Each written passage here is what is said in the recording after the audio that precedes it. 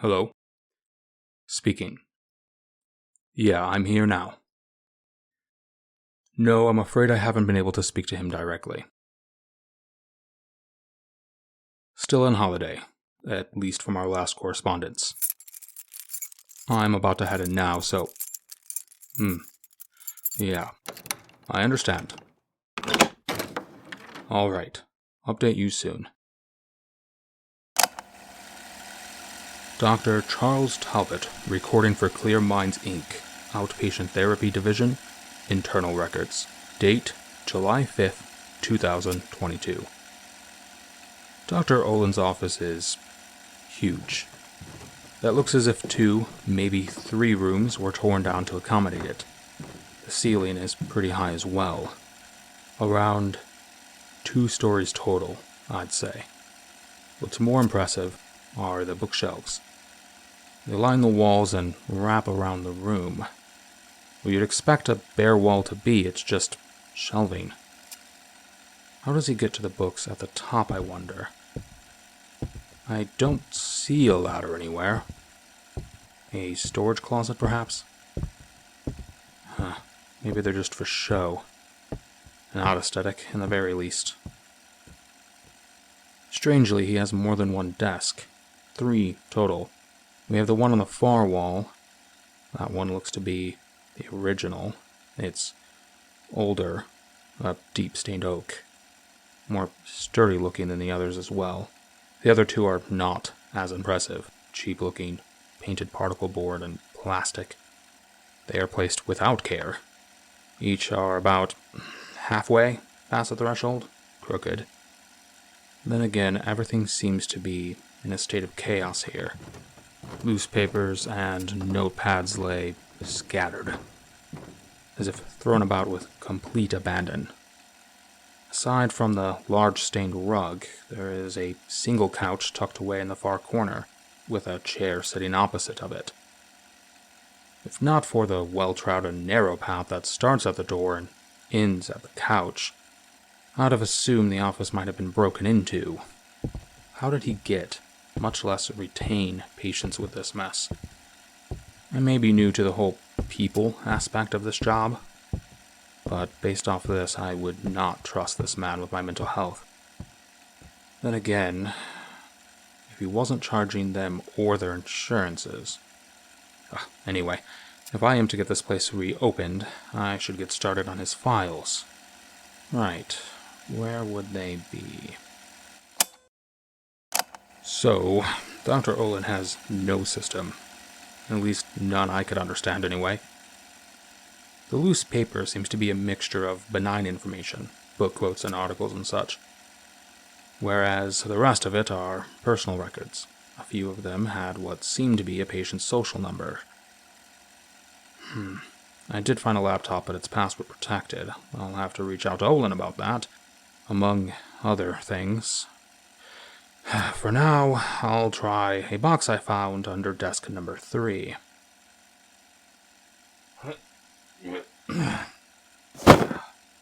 Alright. Let's see what we got here. Box is labeled CMX1088AE, whatever that means. Wow. He actually has folders in here. I half expected a stack of... You know what? Doesn't matter. Okay, first folder, I guess. Not labeled. Great start. Seems to be a transcript of a session, at least in part. Oh, maybe that means he recorded his sessions. I'll have to look out for tapes at some point. Let's see. Alright. Patient name, Eric Hauser. Transcript as follows.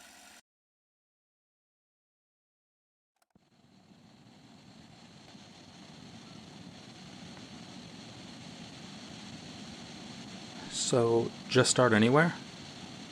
Okay. Okay, so, recently I took a new job. A friend of a friend of a friend type thing. Nothing too exciting. The opposite, really. Data entry. You know those guys that hang out pet stores and like random parking lots and stuff? You know, the ones that try to get you to sign a petition or whatever. Yeah, well, I'm the guy in the office somewhere entering those names in like 7 different spreadsheets. Well, I am. Okay, more like I was the assistant to that guy, which basically means I do whatever's too boring or too tedious for him. So, not exactly glamorous. Don't get me wrong, after that whole COVID business, I was grateful to even have a job. Before that, I worked in a grocery store, an essential worker, which got me a whole 25-cent raise for double the work. Like most of us, I'm used to seeing people in public en masse these days. Actually, the office had a corporate rule that masks must be worn at all times, which, to be real with you, Doc, we didn't follow. Don't get me wrong, whenever the canvassers came in, the people with the clipboards, we did wear them. Most of the day, though, no point really. There were maybe a total of 5 people in the office at any given point. Well, okay, we didn't wear them except for one guy. The lead director, in fact, Raymond. Well, you would never catch him without it. A few of us would often take our lunch breaks together. Our office was located near downtown, so there were plenty of places to eat within walking distance. Which is definitely ideal. Parking was a nightmare. Like, I got into the habit of leaving the apartment super early because even at like 5:30 a.m., I was walking at least 20 minutes to the office. Where was... Oh, right, sorry. So, Raymond. He never, not once, went with us. I remember that every time I would try my best peer pressure tactics to get him to tag along, which, I want to be clear, Doc, I am very good at peer pressure. Still, even with my very refined skills, his response? No. Just like that. Every time. Same tone, same inflection. No. Like, that has to be on purpose, right? To say no the exact same way every time. Like he just had a recording of the word he'd play each and every time. He'd wait, of course, near unmoving until I'd finished my spiel, then no. Drove me crazy. Behind his desk, always the same blue stripe button down, dull blue eyes, not even sure he blinked once. At least he'd stopped typing just as I entered the room, like he heard me coming, had to have. And all at once, he'd stop. That's another thing, Doc. He typed so loud. So loud. There were times I could hear that tick-tacking from my office. Always so fast and so loud. My office didn't have a door. None of them did, except for the office entrance, of course. So, the first paycheck I got, I went out and bought myself some headphones. I lost my old ones at the gym a week before starting. I swear though, even with those, sometimes I could still hear that typing. Look, I'm not trying to talk bad about Raymond or anything. I mean, for all of his little quirks, he seemed decent enough. I mean, he definitely was the hardest worker. He was always the first one in the office and always the last one out.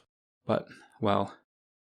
Okay, so here's the thing, and it's probably nothing, but my office is directly across from the front door. Every day I see the canvassers come in. They have a little morale meeting with one of the directors, and then they head out. I never really go out there. It's not really my job. But like I said before, no door. So I guess if I'm being honest, it kind of just became a ritual of mine. I'd pause whatever I was doing, listen in. They'd clap for whoever got the most signatures the day before, and I'd silently curse, because that meant more work for me. Again, not complaining. Okay, maybe a little bit. But this also meant, however, I got to see them come back. I mean, not all of them, and they didn't all dump themselves through the doors all at the same time. Everyone's got different availabilities, and, well, some days are slower than others. And of course you got those time milkers. Every job has those, I guess. Some people who want to run out the clock.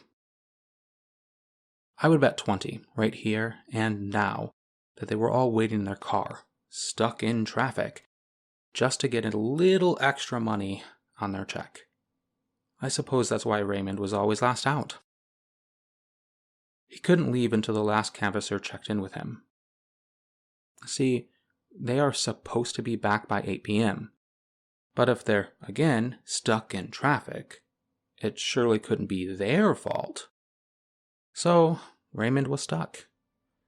Just waiting, perched up in his office, for the last lone person. Waiting. I was lucky. The canvassers had to run their signatures by Raymond, and he, well, I don't know. He probably had to enter them into spreadsheets of his own, right? Either way, they'd be in my box in the morning. I was out of the office at 6 p.m. every day, like clockwork. Aside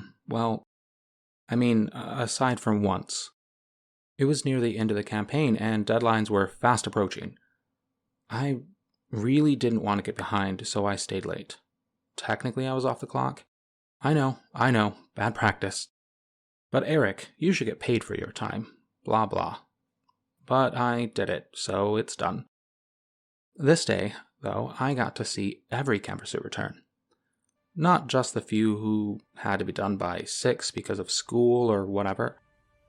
I faintly remember the last one in, looking up, seeing, I don't know, Janice, maybe? Anyway, she nodded at me. I do remember that wide, shit-eating grin. Well, that, and I know this sounds crazy, but I heard Raymond's typing. Janice did too. It seemed to surprise her, because it wasn't just loud, it was responsive. Like, the way he typed somehow seemed excited. Like there was this weird anticipation behind it, and I know that's impossible. It's crazy, right? Anyway, she disappeared from my view and into his office, and I went back to work. God, it must have been 10 p.m. when I looked at my phone. My eyes, I'm sure they went wide. I packed up quickly and started to make my way to Raymond's office. I was ready to apologize as many times as it took. Why didn't he come get me? I remember thinking exactly that. Then another thought hit me. Did Janice leave? I mean, I could have missed her. I was pretty wrapped up in my work, and I had my headphones. Yeah, I must have just missed her. But why was my heart pounding so hard? Why did my legs turn into both jelly and lead at the same time? I rounded the corner and just stood there in the doorway. It was dark. His lights were off, and there he sat. Same as always, unmoving, hands resting on his keyboard, dull blue eyes peeking over his laptop. I mean, at least I assumed as much. His laptop was off.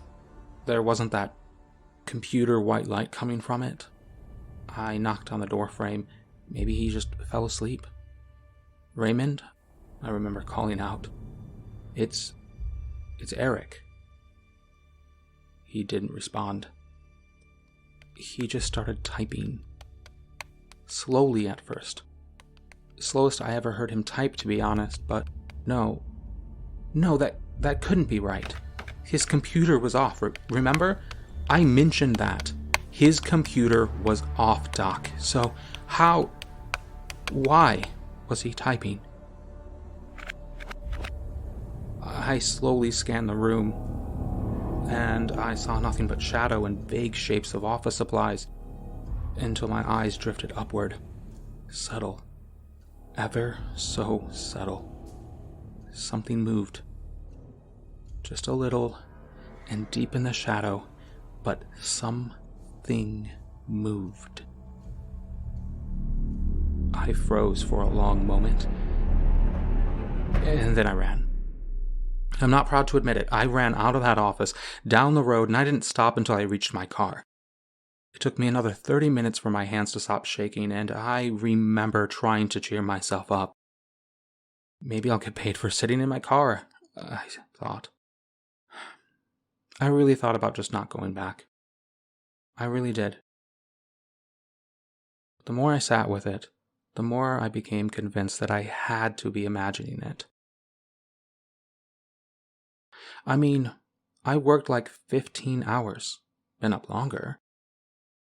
Raymond was probably just angry, and the rest was my fatigued mind creating a nightmare while I was still awake. Yeah, that was it. It had to be. Except, I noticed something. I didn't get any more signatures from Janice after that. Over the course of the next few weeks, we kept losing canvassers. I mean, that was kind of expected. From what I've heard, that's a common thing at the end of a campaign. But it was always the milkers, the ones who like to run up the clock. On my very last day, I was wrapping up and just about to head out when I heard it. The tick-tacking of typing. Eric, Raymond called. I froze. Still no idea why. Something about how my name was being called. Eric, he repeats, but not louder. It was like his no. I mean, it was exactly the same. Like pre-recorded. Eric. For the third time, and for the third time, it was exactly the same. I don't know. Call me a coward, but I ran again. Why did I do that, Doc? I mean, I'm sure I'm just being paranoid, right? He probably wanted to say goodbye, or wish me luck, or thank me for working so hard, right? And you know what? I'm pretty sure I could have convinced myself of that. And you see, this is where I need you, Doc. A few days later, when a new business was moving into the office, they found him, Raymond, just sitting at his desk. Apparently, and get this, dead for months. Something was in his system, something that slowed or, halted decomposition. Does something like that exist? Look, Doc, I need you to tell me I'm crazy, that I'm paranoid or seeing or hearing things because, Doc, I hear typing when I try to go to bed.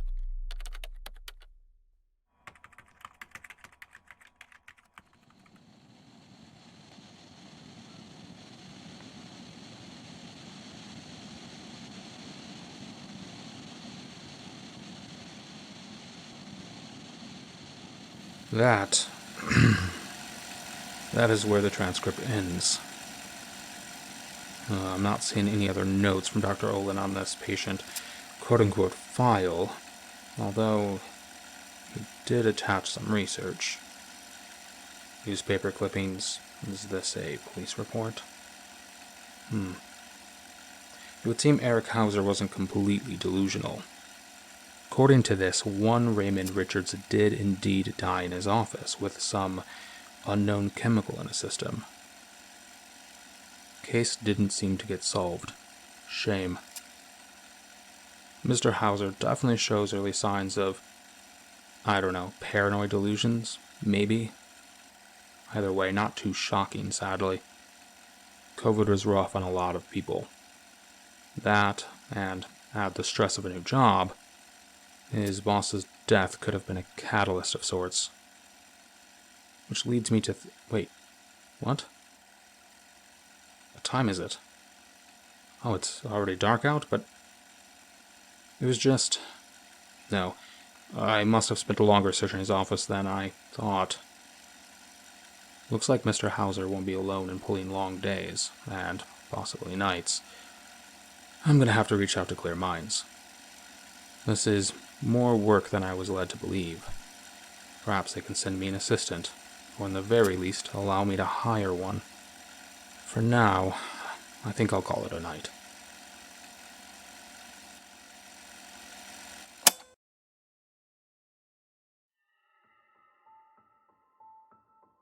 This episode of The Patient Files was written and voiced by Christopher George. This podcast is a passion project with much more to come, including additional voice actors, editors, a Patreon with bonus content, and so much more. All these things take time and money to get started, time being especially difficult. As we look forward to more diverse content, it would be a huge help if you could tell your friends, and their friends, about The Patient Files, which can be found wherever you find podcasts. Until next time, stay safe and stay sane.